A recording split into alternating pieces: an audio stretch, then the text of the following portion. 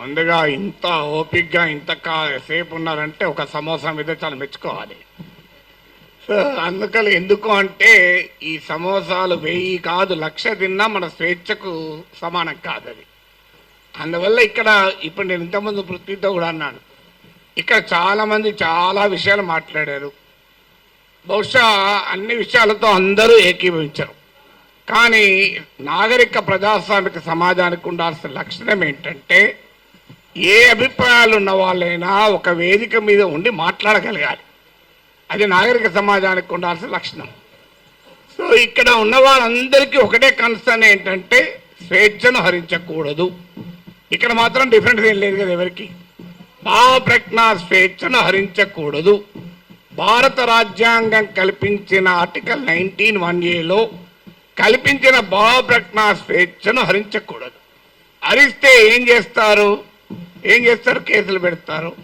నేను అన్నాను అరెస్ట్ చేస్తారని భయమా సార్ అన్న. భయం ఉంటే యాంటిసిపేటరీ బెయిల్ పోతాను, నేను పోలే కదా అన్న. ఇంతవరకు యాంటిసిపేటరీ బెయిల్ పిటిషన్ వేయలేదు, వేయను కూడా. ఎందుకంటే నవ్వుతూ అన్నా నా జీవితంలో చాలా అనుభవాలు వచ్చాయి, అసెంబ్లీతో సహా. ఒక జైలు అనుభవం రాలే, అది కూడా పోయి చేస్తే నా ఆత్మకథ పూర్తవుతుంది ఇంకో చాప్టర్ అని చెప్పాను. సో అందువల్ల అరెస్ట్లకు భయపడే వాళ్ళమైతే ఇక్కడ దాకా రాకనే పోయేవాళ్ళం. నేను 30 ఏళ్ల వయసులో యూనివర్సిటీలో అసిస్టెంట్ ప్రొఫెసర్గా ఉన్నప్పుడు times of India group daily ఇది ఇండిపెండెంట్కి ఒక ఆర్టికల్ రాశారు. అప్పుడు ముఖ్యమంత్రి నెదురుమల్లి జనార్దన్ రెడ్డి పైన glad to see him go అని రాశాడు. అప్పుడు చీఫ్ మినిస్టర్ ఆఫీస్ నుంచి వైస్ ఛాన్సలర్ ఫోన్ వస్తే నన్ను పిలిపించాడు. ఏం నాగేశ్వర్ పెళ్ళై 4 ఏళ్ళు అయింది, కొడుకు పుట్టి 1 year కూడా కాలే, ఇప్పుడు మన ఉద్యోగం తీసేస్తే ఏమవుతుంది అన్నాడు. నేను తీసేయమన్నాడు సార్ మీ సీఎంను. ఒక 30 ఏళ్ళు అక్కడ ఇక్కడ ట్యూషన్లు చెప్పుకొని బతుకుతా, 30 ఏళ్ళ తర్వాత కోర్టులో సుప్రీంకోర్టుకి వెళ్ళి ఈ డబ్బులన్నీ తెచ్చుకుంటే జూబ్లీహిల్స్ ఇల్లు కట్టుకుంటా అని చెప్పాను. ఎందుకంటే నాకు అదొకటే మార్గం కనబడుతున్నా సార్, లేకపోతే లేదని చెప్పిన. అంటే అందువల్ల 30 ఏళ్ళ వయసులోనే భయపడలే, 62 ఏళ్ళ వయసులో భయపడతామా? సో అందువల్ల అది భయపడే ప్రసక్తే లేదు. అరెస్ట్ ఇంతవరకైతే మీకు ఫ్యాక్ట్స్ కూడా చెప్పాలి. ఎందుకంటే ఇక్కడ మాట్లాడిన వాళ్ళు చాలామంది బహుశా టీవీలు మిస్లీడ్ చేసిన రాంగ్ ఇన్ఫర్మేషన్తో కూడా ఉన్నట్టున్నారు. నా దగ్గరికి అరెస్ట్ చేసడానికి ఎవరైతే రాలే ఇప్పటి వరకు, రారని నేను చెప్పను, ఇప్పటి వరకు రాలేదు. హైదరాబాద్కు వచ్చారేమో తెలియదు, మా ఇంటికి రాలే. అయితే అక్కడ తెలంగాణ పోలీస్ ప్రొటెక్షన్కి వస్తే వాళ్ళ ఫోటోలు వేసి మనం మీడియాలో ఆంధ్ర పోలీస్ వచ్చిందని రాశారు. ఆ వీడియోలో ఉన్న వ్యక్తి మన టోలీచెక్ సిఐ. సో అలా కూడా వచ్చాయి వార్తలు. ఆ వార్తలు కూడా ఇట్లాంటి పత్రికల్లోనే వచ్చాయి. పోనీ వీళ్ళు ఇక్కడ మనకు అర్థం కావాల్సింది అంటే, ఒకటి రాజ్యం ప్రభుత్వమే నేరుగా కేసులు పెట్టింది. ఏంటా కేసులు? కులచిచ్చు పెట్టానట. నేను నా మాటలో ఎక్కడ కులమన్న పదమే లేదు, కులచిచ్చు పెట్టాను. పవన్ కళ్యాణ్ మాటల్లో కూడా చెప్పాడు కులం. అసలు నేను ఎక్కడ కులం తీసానో నాకు ఇప్పటికి అర్థం కాలే. ఇప్పుడు ఒక అంశం వచ్చినప్పుడు అనేక మంది భిన్నమైన అభిప్రాయాలు ఉన్నవారు ఆ అంశాన్ని వరకు సమర్థిస్తుంటారు. అది ఏ కులం వాళ్ళైనా కావచ్చు, ఏ ప్రాంతం వాళ్ళైనా కావచ్చు, ఏ రాజకీయ భావాలు ఉన్న వాళ్ళైనా కావచ్చు. ఇప్పుడు దీన్ని మైక్ అనాలి. దీన్ని మైక్ అని ఒక కులం వాళ్ళకి చెప్తే మైకు, ఇంకో కులం వాళ్ళు చెప్తే కాదు స్టిక్ అంటారా? ఒక పార్టీ వాడికి చెప్తా మైకు, ఇంకో పార్టీ వాడికి చెప్తా బాటిల్ అంటారా? ఎవరైనా మైక్ అనాలి. సో దానికి కుమ్ముకైనట్టు కాదు అది. తర్వాత ప్రాంతం అని కూడా తీశాడు పవన్ కళ్యాణ్. ప్రాంతం అని తీస్తే ఎవరు తీశారు ప్రాంతం? నిజంగా ఇక్కడ వచ్చిన ఇన్ని సంఘాలు ఉన్నాయి, వీళ్ళు తీయలే. తెలంగాణ సంఘాలు మొదలు ప్రాంతం అనే ప్రస్తావనే తీయలే. ఆ ప్రస్తావన తీసింది కూడా ఆ 2 పార్టీల వాళ్ళే. నువ్వు తెలంగాణ వాడివి, ఆంధ్రప్రదేశ్ రాజకీయాల గురించి ఎట్లా మాట్లాడుతావు? అయ్యమ్మ నేను అమెరికా వాడిని, అక్కడ ఓటర్నా, ఆడ మాట్లాడుతున్నా కదా. ఇరాన్ పైన మాట్లాడుతున్నా, ఇరాన్ ఓటర్నా?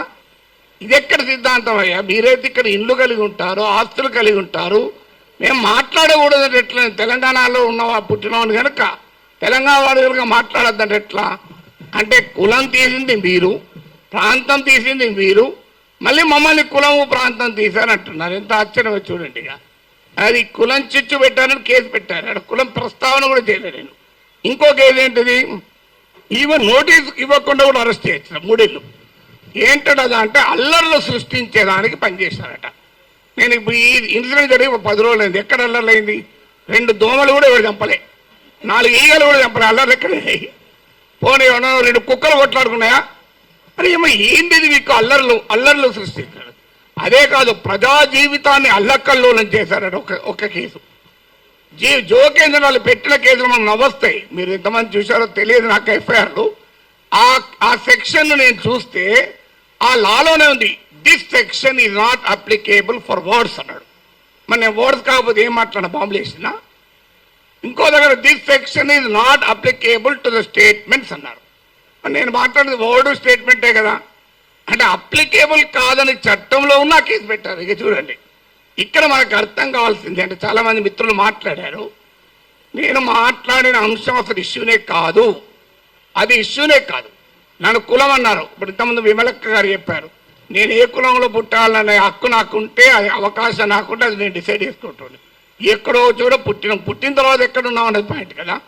చిన్నప్పటి నుంచి అణగారిన కులాల కొరకే పనిచేశాను తప్ప అణగారిన జాతుల కొరకు వర్గాల కొరకే మాట్లాడాను. ఇక్కడ కాదు, ప్రపంచంలో ఎక్కడ అణిచివేతుంటే అక్కడ మాట్లాడాం. ఇక్కడ కాదు, ఏ వెనుజులాలో నా కులం ఉందా, నా ప్రాంతం ఉందా, వెనుజులాలో అణచివేత గురించి, క్యూబాలో అణచివేత గురించి మాట్లాడాం, కొలంబియాలో మాట్లాడాం. అక్కడ ఎవరి కులాలు ఉన్నాయి, ఎవరు ఏమున్నాయో మాకు. సో ఎక్కడ అణచివేతుంటే అక్కడ మాట్లాడతాం. సో అందువల్ల ఇక్కడ అసలు విషయం ఏంటి అంటే, ఇంతకుముందు చెప్పారు మన మిత్రుడు రఘు చెప్పాడు, అసలు విషయం ఈ ఇష్యూనే కాదు. ఇష్యూ ఏంటి, ఆంధ్రప్రదేశ్కు విశాఖపట్నానికి రైల్వే జోన్ ఇచ్చాడు. ఆ ఇచ్చినట్టే ఇచ్చి ఆదాయం వచ్చే కిరండాల్ కోరాపూట్ లైన్ తీసేసి ఇచ్చారు. ఆ లైన్ను ఒరిస్సాకు పంపించారు. ఆంధ్రప్రదేశ్లో ఒక్క రాజకీయ పార్టీ అడగదు.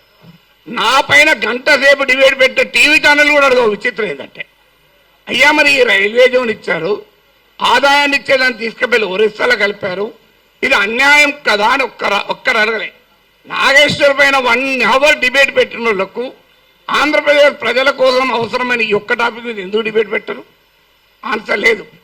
ఇక మీకు మచిలీపట్నం పామర్రు ప్రాంతంలో మీకు విలువైనటువంటి ఆయిల్ అండ్ గ్యాస్ నిక్షేపాల్ని ఓఎన్జీసీ కనుగొంటే అత్యంత చరిత్ర జరిగిన దుర్మార్గ చరిత్ర గల వేదాంతకి ఇచ్చేశారు.